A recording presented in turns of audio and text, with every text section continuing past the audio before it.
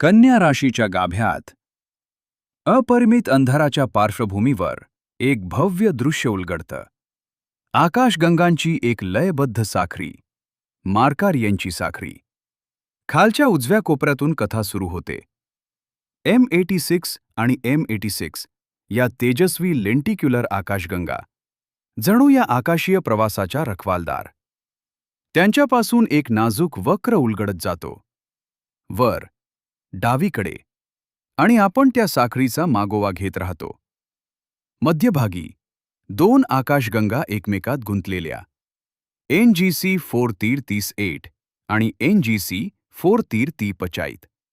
काहींना त्या मार्कारियनचे डोळे वाटतात, विश्वाकडे निरखून पाहणारे, शांत पण जिवंत. सुमारे 50 दशलक्ष प्रकाश वर्षांवर वसलेला कन्या समूह, आपल्या जवळचा सर्वात निकटचा आकाशगंगा समूह.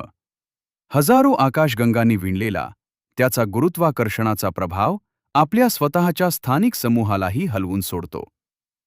या साखळीतल्या काही आकाशगंगा एकत्रित लयीत प्रवास करतात, तर काही फक्त योगायोगाने या भव्य नाट्याचा भाग झाल्यासारख्या भासतात.